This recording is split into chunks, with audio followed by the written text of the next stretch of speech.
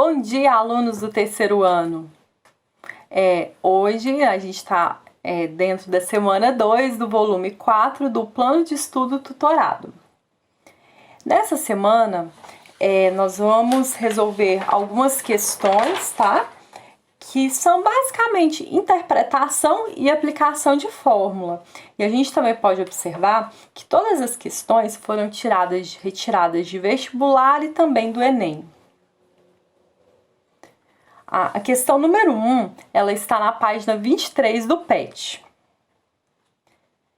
Dado um copo em forma de cilindro e outro em forma cônica, de mesma base e altura, se eu encher completamente o copo cônico com água e derramar toda essa água no copo cilíndrico, quantas vezes terei que fazê-lo para encher completamente esse copo?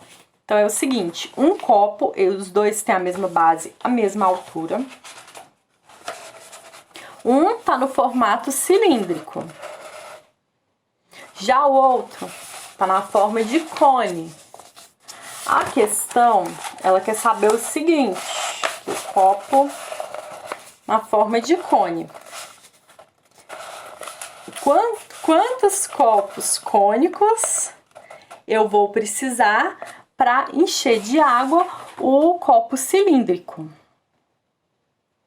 Então, os dois têm a mesma base e a mesma altura. Vamos considerar que o raio da base é R e a altura é H. Sendo assim, nós sabemos, lá na fórmula do cilindro, que volume do cilindro é igual a πr ao quadrado vezes a altura. Já a fórmula do cone é πr ao quadrado vezes a altura dividido por 3. Então, só de observar a fórmula, a gente vê que o cilindro ele é 3 vezes maior do que o cone, se eles tiverem a mesma base e a mesma altura. Então, a gente pode dizer que o volume do cone é o volume do cilindro dividido por 3. Mais precisamente, volume do cilindro 3 vezes o volume do cone, ou seja, o volume do cilindro é igual a 3 vezes o volume do cone. Com isso, a gente pode concluir que apenas uma vez, 2 vezes, 3 vezes, 1 vez e meia é impossível saber, pois não se sabe o volume de cada sólido. O cilindro a gente já sabe que é 3 vezes o volume do cone. Logo, a gente vai precisar encher o copo em forma de cone, o copo cônico, 3 vezes. Na questão número 2, ela também é aplicação de fórmula. O monte de areia tem a forma de um cone circular reto com volume de 4π metros cúbicos. Se o raio da base é igual a 2/3 da altura desse cone, pode-se afirmar que a medida da altura do monte de areia em metros é... Então, a gente vai extrair os dados da questão, né? A gente já tem que o volume é 4 vezes π metros cúbicos, o raio é 2/3, 2/3 da altura, e o volume 1/3 de π vezes r ao quadrado vezes a altura.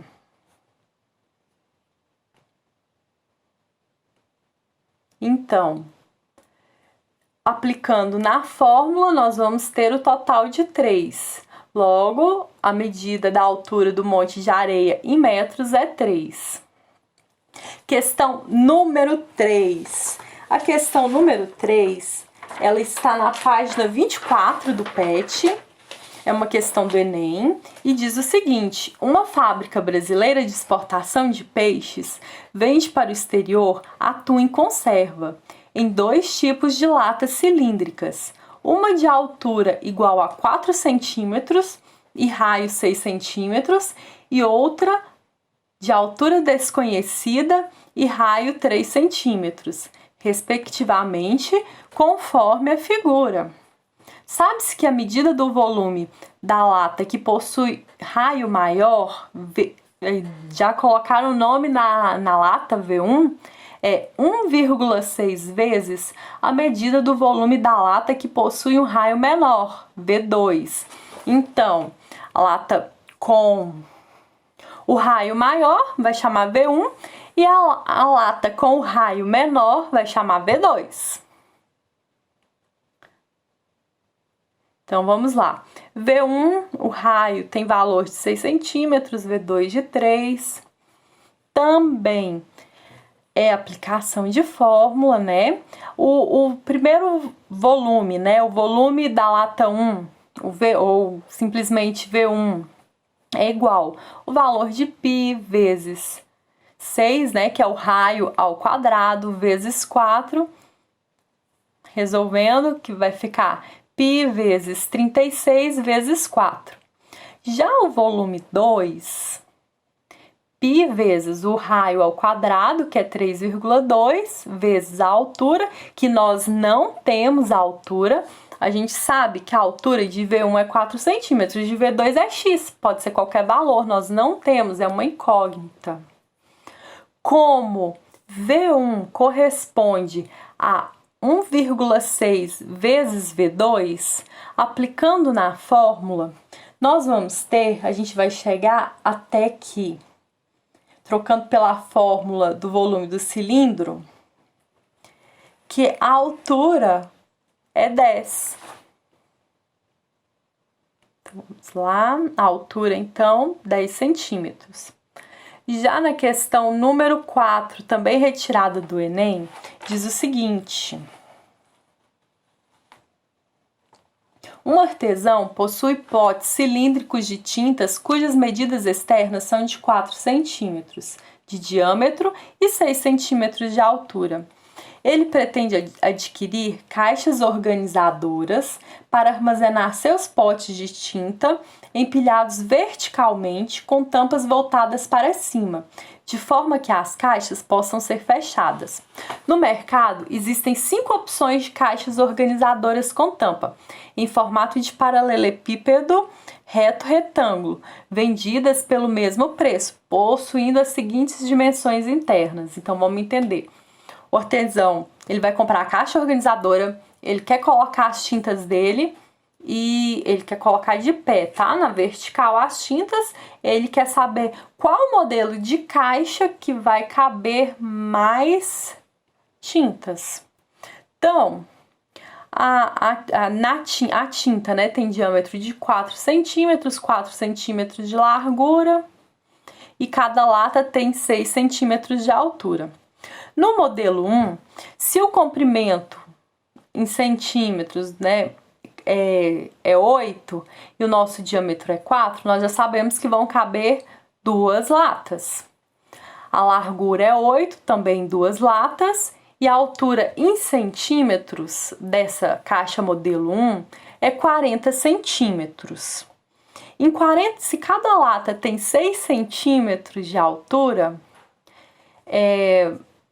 a gente vai pensar o seguinte: para caber 7, a gente ia precisar de 42 centímetros, porque 6 vezes 7 é 42. Como passou, vamos para o número anterior. Vão caber 6, que vai dar 36. Vai sobrar 4 centímetros, mas precisa tampar a caixa, então o máximo é 6 centímetros. Vai dar o total de, o comprimento, largura e altura, as dimensões, 2 vezes 2, 4, vezes 6, 24. Modelo 2, da mesma forma, 2 na largura cabem 5 e na altura cabem 2, que dá o total de 12. Modelo 3, 4... na largura cabe 1, na altura 5, que é o total de 20 latas. Já o modelo 4, se ele tem 20 centímetros de comprimento, vão caber 5 latas, na largura vão caber 3 e na altura 2, que vai dar o total de 30. Já no modelo 5, 6, 2 e 2, no total de 24. Vamos para a pergunta. Qual desses modelos o artesão deve adquirir para conseguir armazenar o maior número de potes por caixa? Então, nós já fizemos o cálculo, será a de 30, né? Então,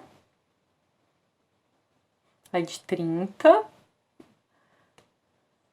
alternativa D. Na questão número 5, ela está na página 25 do PET. Também uma questão do Enem. Para resolver o problema de abastecimento de água, foi decidida numa reunião do condomínio a construção de uma nova cisterna. A cisterna atual tem formato cilíndrico com 3 metros de altura e 2 de diâmetro, e estimou-se que a nova cisterna deverá comportar 81 metros cúbicos de água, mantendo o formato cilíndrico e a altura atual. Após a inauguração da nova cisterna, a antiga será desativada. Para facilitar a questão, utilize 3 como aproximação para o valor de π. Qual deve ser o aumento em metros no raio da cisterna para atingir o volume desejado? Então, vamos lá. Aqui tem o esquema atual da atual cisterna. Meu cilindro ficou muito feio, mas é esse mesmo. Ele tem 2 metros de diâmetro e 3 metros de altura. Se o diâmetro mede 2, consequentemente, o valor do raio vai medir 1, certo? Então, vamos lá. A nova cisterna, né, deve comportar 81 metros cúbicos. Então, 81 é igual a π vezes r ao quadrado. 81 é igual a π vezes 3, na verdade é só desconsidera esse π, é o 3 vezes o raio ao quadrado vezes 3. 81 é igual a 9r ao quadrado. Para resolver, nós precisamos tirar os dois termos da exponenciação. Para fazer isso, a gente vai fazer o contrário, que no caso é a raiz quadrada. Raiz quadrada de 81 e também a raiz quadrada de 9. Então, vai ficar 9 é igual ao raio. A raiz de 9 é igual à raiz do raio. Então, a raiz é igual ao raio é igual a 3 metros. Se o raio é 3 metros, o da antiga, o raio não era 1 metro? Para construir uma nova cisterna, ele quer saber quantos metros vai aumentar. Esse que é o ponto crucial da questão. Quantos metros vai aumentar para fazer uma nova cisterna, o raio? Então, se vai precisar de 3 e na antiga tem 1, a gente vai aumentar 2 metros. Questão número 6. Também na página 25. Em regiões agrícolas é comum a presença de silos para armazenamento e secagem de produção de grãos, no formato de um cilindro reto sobreposto por um cone, e dimensões indicadas na figura.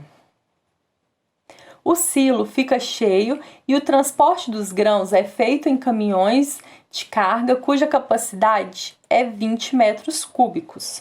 Uma região possui um silo cheio e apenas um caminhão para transportar os grãos para a usina de beneficiamento. Vamos entender. Falou metro cúbico, a gente já sabe que é volume.